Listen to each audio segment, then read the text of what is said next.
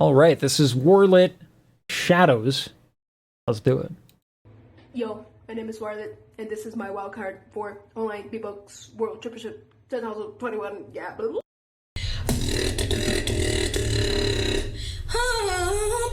Ooh, that's a nice run. I guess I didn't realize. Ooh, wow, that snare. I love her spit snare. Yeah, it's so good. So full. Yeah, it hits real hard.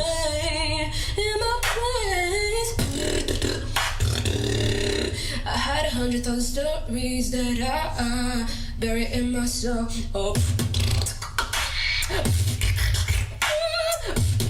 Her singing is really good.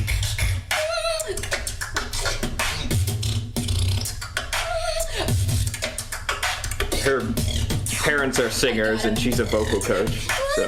Yeah.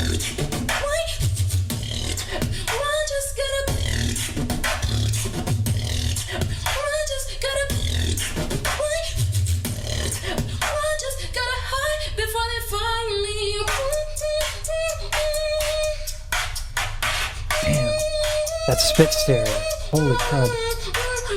I know. It's really good. Okay, video editing. Manifesting shadows.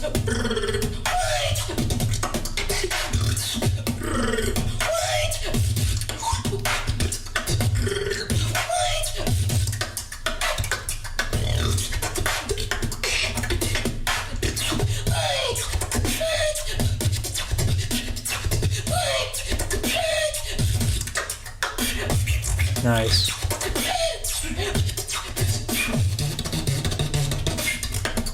Huh.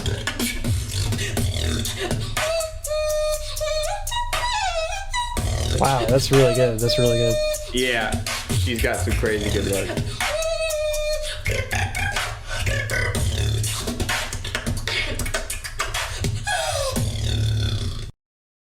Wow. Yeah. There is some really, really, like, there are moments here, like, anytime that there is a sound that involves, like, oral cavity resonance, she's just, like, she's killing it. Like, it's next level.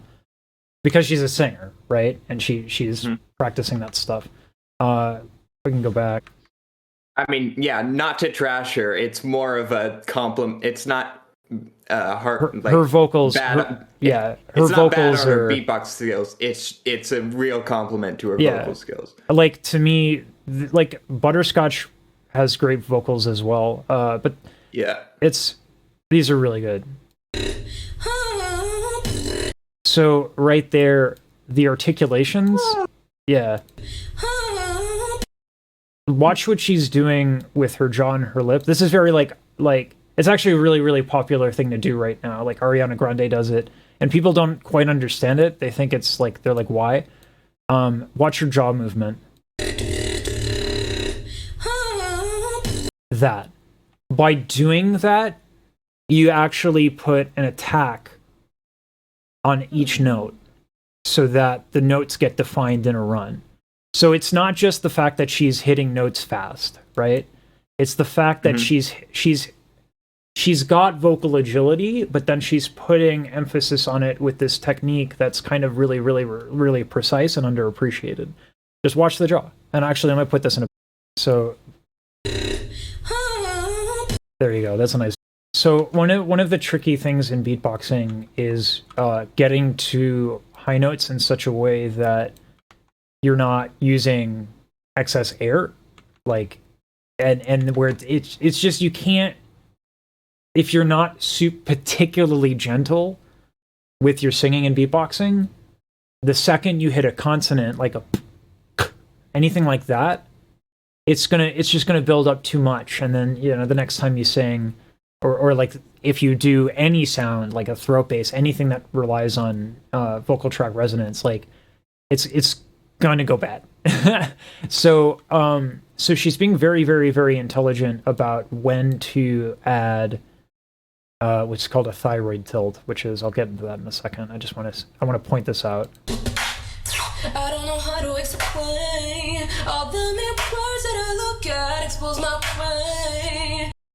So on this is also cool. So not just it's not just functional. It's also it's idiomatic of popular singing and popular styles.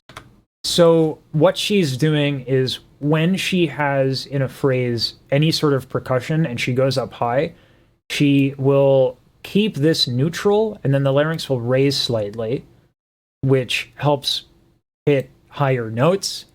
And so she'll stiffen the vocal folds, to achieve like what we would consider falsetto. But it's also the difference between mixed voice and falsetto is literally how much connection is there, what's the percentage of adduction of the vocal folds, like how much of them are touching. And since that's clearly on a continuum, right? Like you're not going to be like, well, you got 10%, you got 20%, 50, like no. There's this whole range of motion. So what's falsetto versus what's mixed? Like it depends on what percentage you think is which. But for some reason you say falsetto and everyone's like it's like it's the F word, I swear. But anyway. I mean, usually people think of falsetto as very breathy, but I mean it doesn't necessarily need to be. Yeah, I mean you look at countertenors in opera, that's a very, very different sound, and that's also falsetto. But so what she's doing on the end of the phrases is that she's tilting the thyroid cartilage here, which is like basically the Adam's apple, right? So she tilts it, and by tilting it, the vocal folds stretch. And also you get a more full sound because you're by tilting it downwards, you're extending the vocal tract. So think of like a trombone, right? Like as you do this, like it expands it goes lower, right? So on top of that, there ends up being vibrato because the cricothyroid muscles are not that strong. So they're like, when air pressure changes, like you get that instability, which is what creates vibrato. And so oh my God, that's a close up. She navigates it very well so that she gets the best of both worlds. Best of both worlds.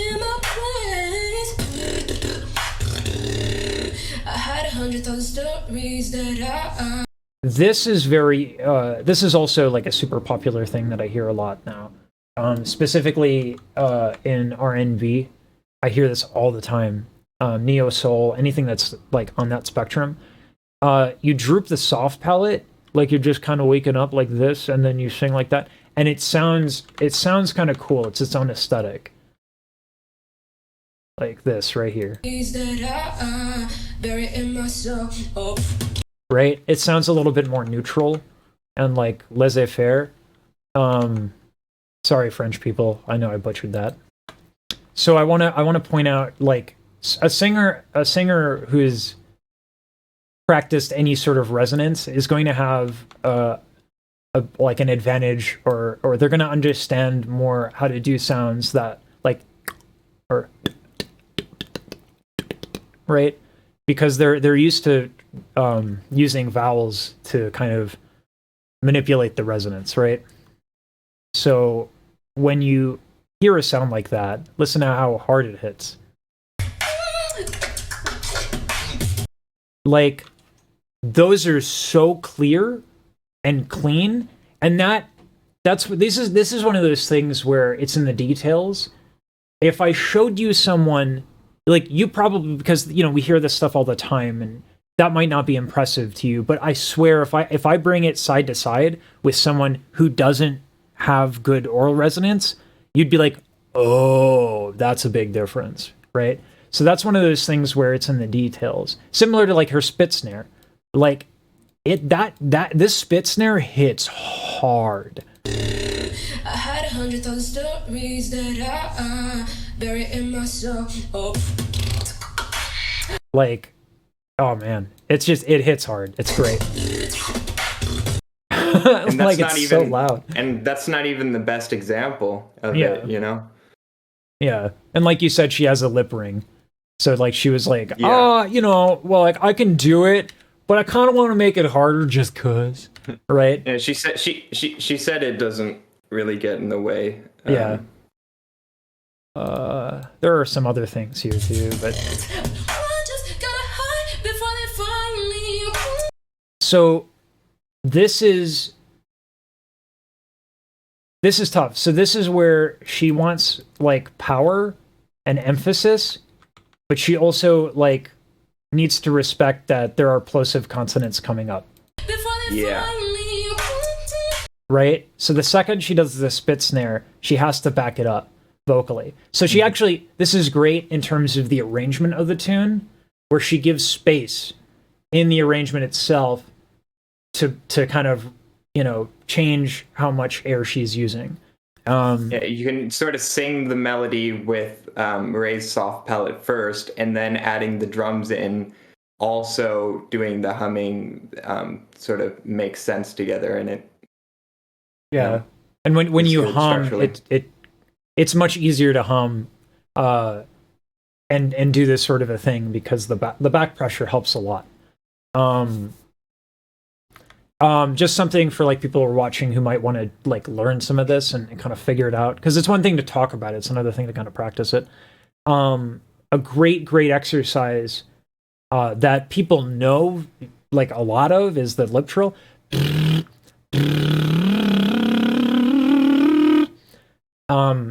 People know that exists, and beatboxers are.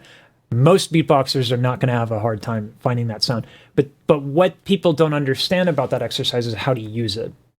So what a lip trill does in the context of singing is that it gives you a visual aid. If you're going like and you're going up like that, well, that's inconsistent. That's too much air, right? If you're going, that's also inconsistent air. So when you do the lip trill, it's about consistency throughout the range.